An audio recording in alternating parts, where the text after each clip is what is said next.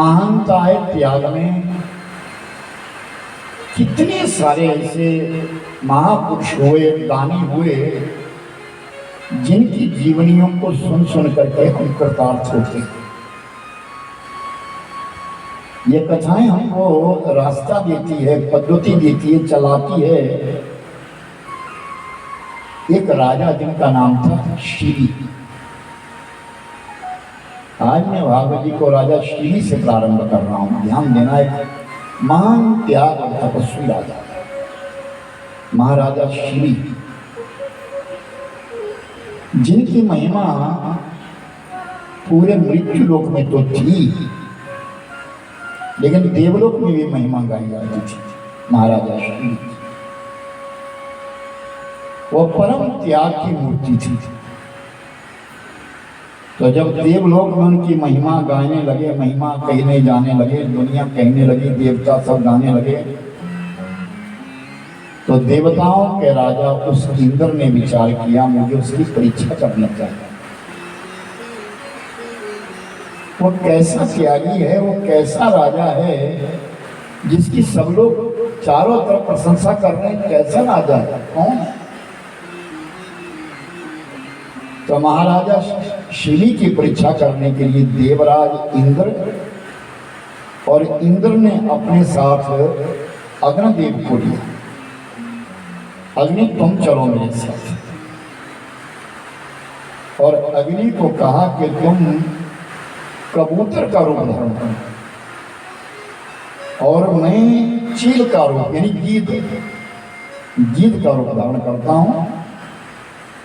तुम्हें उड़ करके जाना है और जा करके सीधा शिली यज्ञ कर रहे हैं उनकी यज्ञ के बीच में बैठ जाना और त्राहिमाम त्राहिमाम त्राहिमाम कहना, मुझे बचा लीजिए, मुझे बचा लीजिए।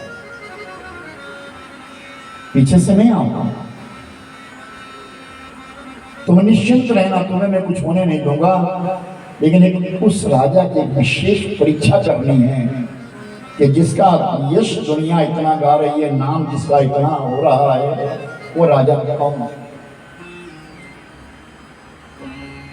याद रखना, तभी तो कहते हैं कि नेक पुरुषों पर विपत्ति भी आती है, लेकिन महापुरुष वही है, अच्छे लोग वही है जो विपत्ति में भी सुख ढूंढ रहे थे। हमें कष्ट आया तो कोई बात नहीं, वो भी तेरी कोई कृपा है, वो भी तेरी कोई कृपा। ऐसा विचार करके जो जीवन जीता है वो महापुरुषों में आता है। तो महाराजा शिली का कार्य था कि वो नित्य हवन करते थे। याद रखना, जिस देवता के नाम से आहुति दे रहे हैं उस देवता को आहुति मिल रही है। यहाँ भोग बनेगा, भंडारा बनेगा, वो उससे हम अपना पेट पालन करेंगे। अन्न में प्राण कहे गए हैं। कहते हैं सतयुग के बीच में अस्थियों में प्राण थे। सतयुग में कहा जाता था कि अगर हड्डियां बच जाए तो मांस दोबारा आ जाएगा, सब कुछ हो जाएगा। कहा अस्थियों में जो है प्राण माने जाते थे, और त्रेता युग के बीच में जो प्राण थे वो मांस में माने जाते थे कि मांस रह जाना चाहिए। और द्वापर के बीच में मज्जा, शरीर में जो मज्जा है उसमें प्राण माने जाते थे, लेकिन इस कलयुग में प्राण जो है वो अन्न में माने जाते हैं। आपने देखा होगा, आप मक्की के खेत में जाइए, मक्की पकने को तैयार है, बल्कि पक गई है, उसको आप अंदर से छीलें, कई बार उसके अंदर कीड़ा निकल जाता है। कहाँ घुस गया? आपके पास दाना है और बंद है, पॉकेट में बंद किया हुआ है कोई भी, उसके अंदर कीड़ा आ गया। वो कहाँ? वो प्राण है, अन्न में प्राण है। भगवत गीता कहती है कि अन्नाद बंति भूतानि पर्जन्यात्र संभवा। तभी तो अन्न को परमेश्वर कहा गया है। अन्न परमेश्वर है, अन्न में प्राण है। अगर अन्न ना मिले तो मानुष जीवित नहीं रहेगा। ये कोई कहता है कि नहीं भाई वो अन्न नहीं खाता, कुछ तो खाता है, इस धरती की दी हुई वस्तु कुछ तो खाता है, उससे तो प्राण चल रहे हैं। तो कहा कि कलयुग के बीच में जो प्राण है वो अन्न में है, और अन्न जो है वो ब्रह्म रूप है। और जब हम आहुति देते हैं वो देवताओं को दी जाती है। वो अन्न में प्राण है, और वो प्राण यानी वो अन्न जो है हम देवताओं के लिए भी अर्पित कर रहे हैं, क्योंकि देवताओं ने निर्णय लिया था जिस समय सृष्टि का पालन हुआ, ब्रह्मा जी ने जब सृष्टि करी तो देवताओं के पहले देव सृष्टि में देवता बने, तो कहा कि देवताओं ने कहा हम खाएंगे क्या, हमको मिलेगा क्या। फिर कहा कि जो मैं मानवीय सृष्टि कर रहा हूं उन मानव के लिए मैं अन्न दूंगा, उस अन्न के द्वारा वो यज्ञ करेंगे और उस यज्ञ की प्राप्ति तुम्हें होगी, वो तुमको मिलेगा। लेकिन वही यज्ञ मिलता है जिसको हम सात्विकता से करते हैं। जो तामसिकता से यज्ञ किया जाता है वो देवताओं को नहीं मिलता, वो तो आग में बस अन्न फूकना है, चरू फूकना है। इसीलिए तो कहा कि उसको भाव और श्रद्धा से करिए, जैसे शास्त्रों में निर्णय दिया गया है। तुम्हारे पास धोती होनी चाहिए, यज्ञोपवीत होना चाहिए, तुम पवित्रता होनी चाहिए, तुम्हारे अंदर सद्भाव होना चाहिए, तब जाकर के तुम आहुति दे रहे हो तो तुम्हारी आहुति सीधी देवताओं तक पहुंच रही है। उसके लिए स्वयं तैयार होना होता है।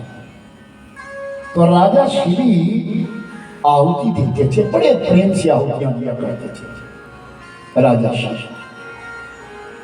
और उनकी महिमा बड़ी थी। त्याग की मूर्ति है कि जीवन में बड़ा त्याग किया है, अपना सर्वस्व देने के लिए तैयार हो जाते हैं। और अगन देव और इंद्र ने आज गीद और कबूतर का रूप धारण किया है, और वह कबूतर उड़ता उड़ता आया और राजा श्री के गोदी में गिर गया। वो आहुतियां दे रहे थे, त्राहिमाम त्राहिमाम त्राहिमाम, मुझे बचा लीजिए। मानवीय भाषा में बोल रहा है, और इतने में गीद आ गया, राजन छोड़ो इसके लिए, भूख लगी है मेरे लिए, मेरे पास भूख लगी है, मुझे मांस चाहिए, मेरे लिए मांस चाहिए, ये मेरा आहार है, छोड़ो इसके लिए, मुझे इसको खाना है। राजा शिवी ने कहा ये तो त्राहिमाम कह रहा है, ये कह रहा है मुझे बचाओ, और मैं ऐसा कैसे करता हूं कि तेरे लिए खाने कैसे बेचता हूं, ये तो मेरा आहार नहीं, ये आहार तेरा नहीं, ये तो एक जीव है, और ये जीव चाहता है कि मुझे मेरे लिए जीवन मिल जाए, जीवन नहीं। तो कहा मुझे तो भूख लगी है, एक काम करो, जितना इस कबूतर का वजन है उतना अपना मांस काट करके मुझे दे। राजा शिवी ने कहा ठीक है। राजा शिवी ने तलवार उठाई और बायां हाथ तराजू लगाया गया, तराजू के एक परड़े में कबूतर बैठ गया, दूसरे परड़े में हाथ डाला, कबूतर नहीं।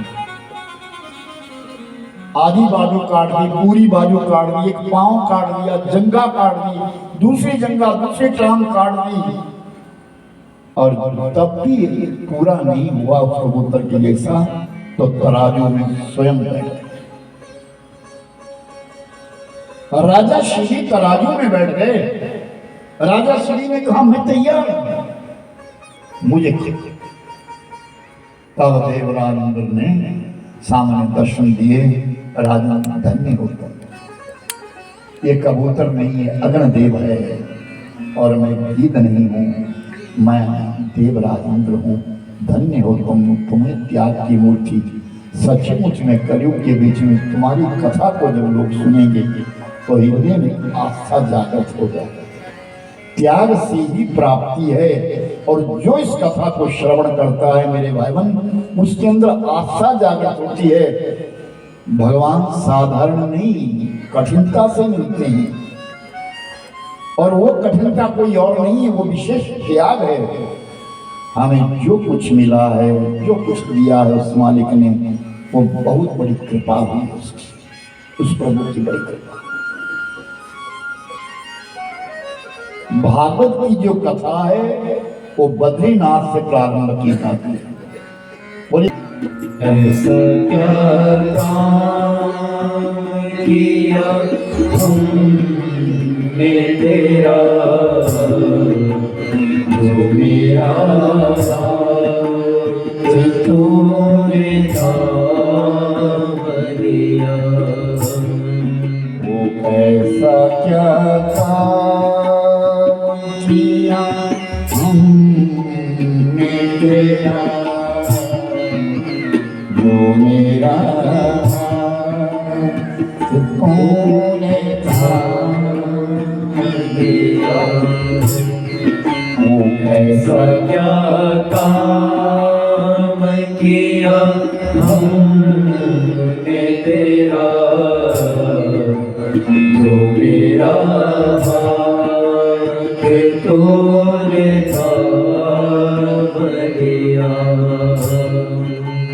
मेरी जिंदगी बदल दी तूने, मेरी जिंदगी बदल दी तूने। वो क्या जरा सा मैंने तेरा नाम दिया। वो ऐसा क्या काम किया हमने तेरा, जो मेरा भाग्य तूने थाम लिया। इन शब्दों पर ध्यान दीजिए, मैं क्या कह रहा हूं। ऐसा कौन सा काम किया है मैंने तेरा ठाकुर, जो मेरी जिंदगी बदल दी। मैं क्या था और आज क्या हूं।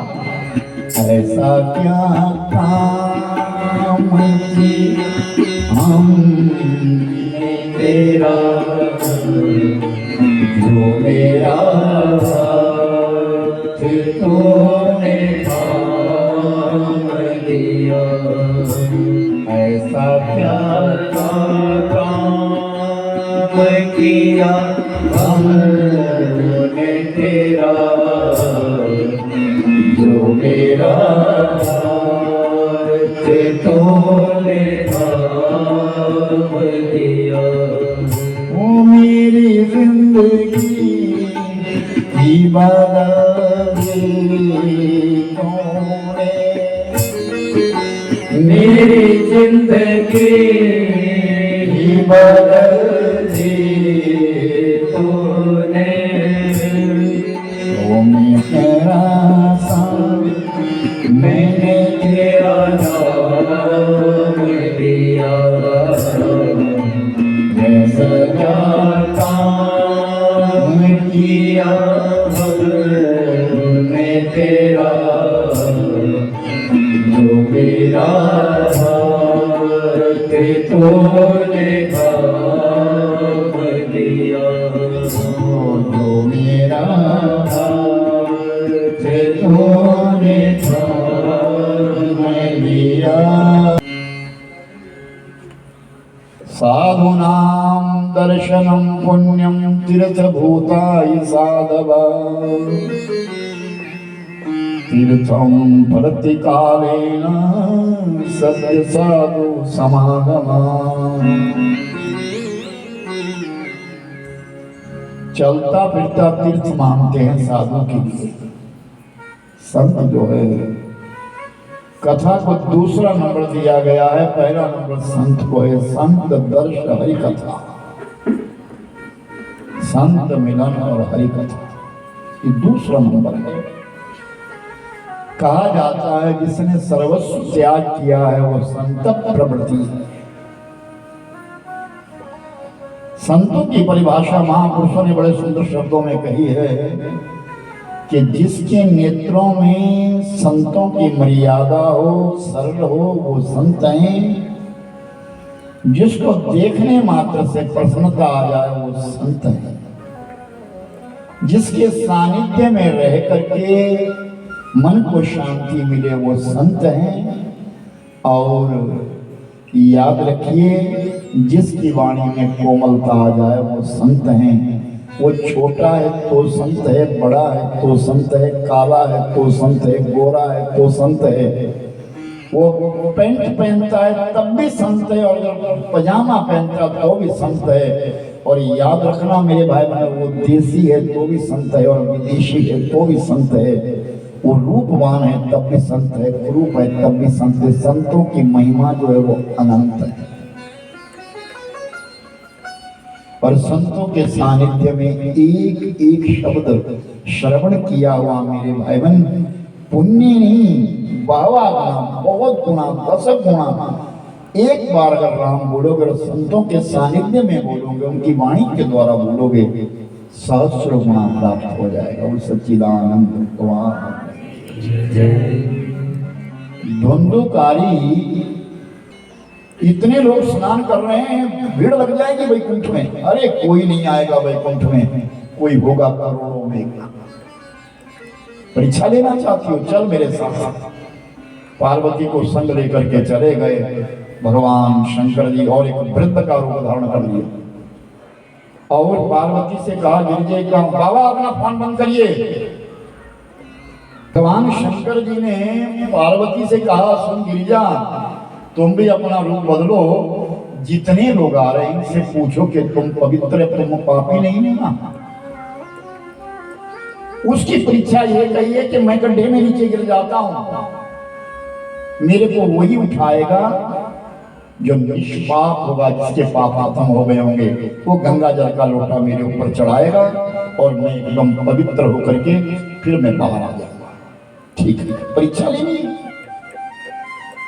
चले गए और जहां हर की पौड़ी खत्म हुई है, आगे नाला, उस नाले में नीचे भगवान शंकर जी बैठ गए, जाकर के गिर गए हैं, वृद्ध बने हैं। और पार्वती सबसे हाथ जोड़ रही है, आप कुंभ स्नान करके आ रहे हैं, आप तो पवित्र हो गए, आपके पाप खत्म हो गए।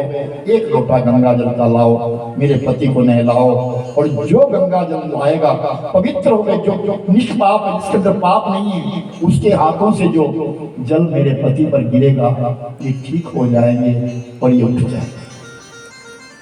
तो सबने कहा, नहीं नहीं नहीं नहीं नहीं, हम तो बड़े पापी हैं, हम तो बड़े पापी, हमने बड़े पाप किए हैं। सब कहते चले गए, कहते चले गए। अंत में एक व्यक्ति आया, उसने कहा, क्या बात है माँ? वो कहती, बाबा कुंभ स्नान लगा है और सुना है कि जो कुंभ में स्नान करता है वो बड़ा पवित्र हो जाता है, उसके पाप कट जाते हैं।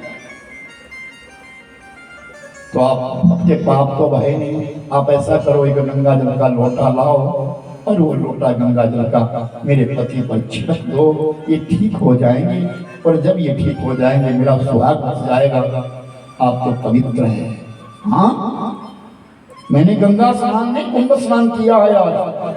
भाग करके गए और एक कमंडलू पानी गंगा जल भरा और ला करके शंकर जी के ऊपर चढ़ाया।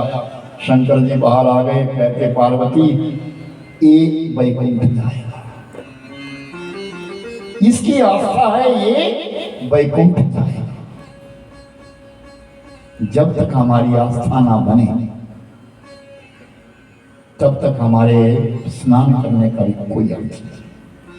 तभी तो मैं कहता हूं कि आप बहुत सारी कथाएं सुनते हैं, अनेक प्रवक्ता आते हैं, साधु संत आते हैं, सब कथा कहते हैं, उचित कथा कहते हैं, बड़े बड़े विद्वान आ रहे हैं, आते हैं।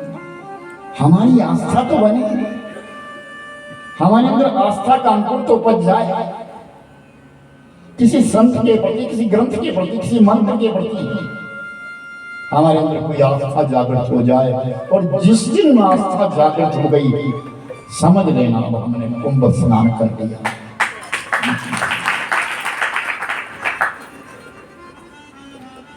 बाबा जी आए हैं, मैं कहूँगा संत हैं, थोड़ा अपना प्रवचन। श्रीमद्भागवत महापुराण की जय। श्री सुखदेव जी महाराज की जय।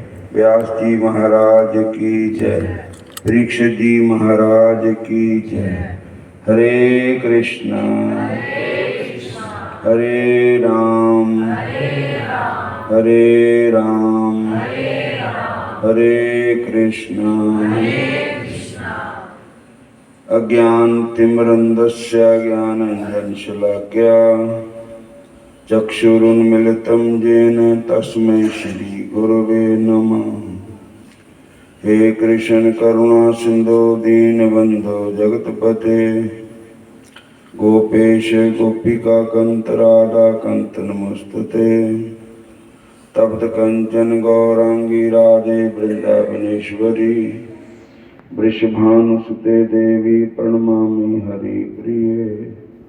नमो महावदन्नाय कृष्ण प्रेम पदायते कृष्णाय कृष्ण चैतन्य नामने गौर तिसे नमः। वृंदाय तुलसी देवाय प्रियाय केशवस्य च कृष्ण भक्ति प्रदे देवी सत्यवते नमो नमः। वाञ्छाकल्पतरुभ्यश्च कृपा सिन्धुएव च पतितानां पावनेभ्यो वैष्णवेभ्यो नमो नमः।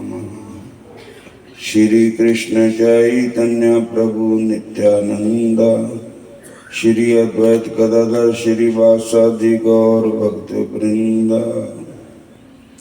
हरे कृष्ण कृष्ण कृष्ण हरे हरे हरे राम राम राम हरे हरे।